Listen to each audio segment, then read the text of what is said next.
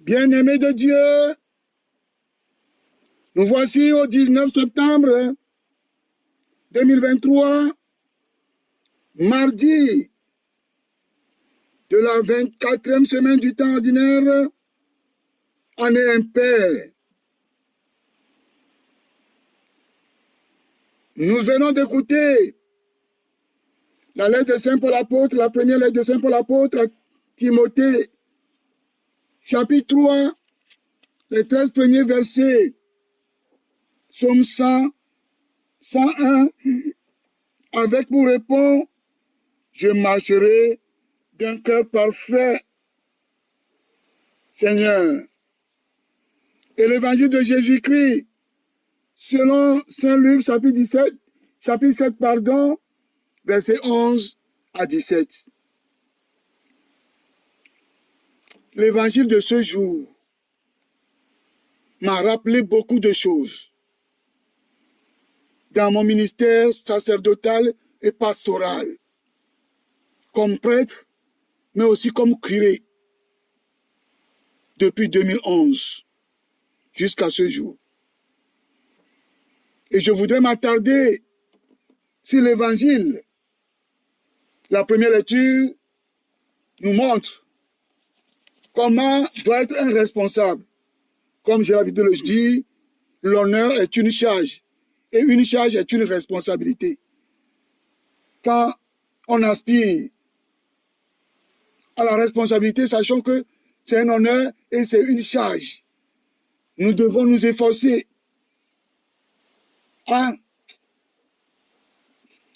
être à la hauteur de la charge de cet honneur. C'est important. Le responsable, je suis curé de paroisse aujourd'hui, je dois mener ma vie pour que ça soit quand même un exemple. Tu es père de famille, mère de famille, responsable de l'atelier, du service. Tu as des obligations. Les gens doivent te voir. C'est important. Et chacun est responsable quelque part. Tu veux être major de classe. Ah, major de classe, tu dois faire des efforts. Saint Paul nous invite son fils Timothée à être modèle en tant que responsable. Ce qu'on va établir responsable doivent être des modèles. Tu veux être responsable d'une association, d'une chorale. Si toi-même, responsable d'une chorale, tu es désobéissant, mais comment les autres vont t'obéir? Si moi-même curé, je désobéis, je bois, je fais ceci. Je ne veux pas m'attarder sur ça. Mais je veux vraiment m'attarder sur l'évangile qui m'a rappelé beaucoup de choses. Comme je l'ai dit au début, dans mon ministère sacerdotal et plus encore dans mon ministère pastoral de curé depuis 2011. Et je vois les épreuves dans la vie de tout être humain. Chacun avec ses épreuves. Et au cœur de nos épreuves, soyons rassurés, nous avons un Dieu compatissant qui nous attend au tournant. Non pas pour nous pousser à tomber, à sombrer, mais pour nous faire revenir. Il a son heure, il a son temps. Il est capable de redonner vie à ce qui est déjà mort. Il est capable de redonner vie. J'en ai vu de mes yeux. L'évangile nous dit ceci. Jésus, avec ses disciples, faisant route avec lui, ainsi qu'une grande foule. Il arriva auprès de la porte de la ville au moment où l'on apportait un mort pour l'enterrer. c'était un fils unique. Et sa mère était une veuve. C'était un fils unique qui est mort. D'abord, le fils, l'enfant de quelqu'un quelqu'une qui est mort, c'est une épreuve. Même si elle a 2, 3, c'est une épreuve. Et c'est le fils unique. Vous imaginez, j'en ai vu. Pas une fois, 2 fois. Vous imaginez un peu le désarroi de cette femme. Ça ne finit pas. C'était une veuve. C'était une veuve. Les épreuves de la vie. Et ils étaient sur le chemin de l'enterrement. Des fois, des gens n'aiment pas que... Bon, je le dis, vous êtes fatigué, mais je vais le dire. Est-ce que ce n'est pas le cas aussi de ma maman? Quand on m'avait pris le jour là, elle ne pouvait même pas accompagner les gens. Elle était restée au couvent. Et on lui avait dit que c'est comme ça, on allait enterrer Sojedo.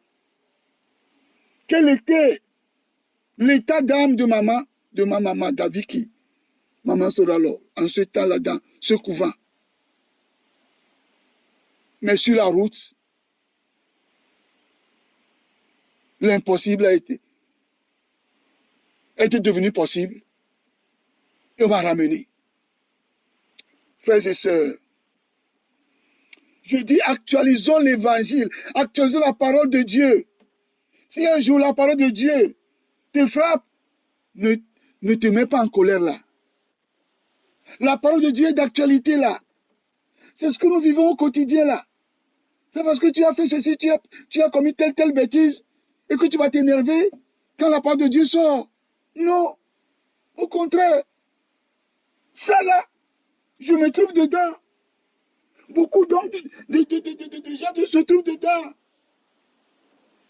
Pourquoi est-ce que c'est en ce moment-là que Jésus et son groupe étaient arrivés à ce lieu? Le temps de Dieu, le plan de Dieu sur la vie de tout être humain. Le temps de Dieu, le plan de Dieu. Et alors, voyant celle-ci, le Seigneur fut saisi de compassion pour elle et lui dit, ne pleure pas. Oui, nous avons un Dieu de compassion. Un Dieu qui a compassion de chacun de nous. Un Dieu qui souffre quand nous souffrons. Il te dit aussi ce matin, ne pleure pas. L'impossible va devenir possible dans ta vie. Il s'approcha et toucha le cercueil. Dit, jeune homme, je te l'ordonne, lève-toi. Alors, le mort se redressa et se mit à parler. Oui, les gens l'accompagnaient, mais ils ne pouvaient pas redonner vie à cet enfant. Ils ont compassion, bien sûr. Ils avaient aussi leur compassion. Mais en plus de la compassion, il y a le fait de redonner vie. Oui, ce qui est humainement impossible devient possible en Dieu. Les autres humains, le médecin peut être incapable de redonner vie, mais Jésus peut redonner vie. Et on va chanter, il a redonné la vie à mon âme, après tant d'années de souffrance, Jésus a redonné la... Et le mort s'est relevé. Ça se passe encore aujourd'hui.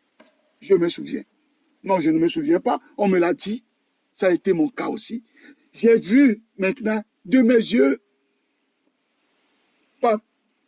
l'autre fois, quand ce couple-là est venu nous voir ici, le père Cyril était complètement confus. Mais qu'est-ce que Jésus a fait? Jésus a redonné vie, non? À travers le ministère sacerdotal du père Cyril.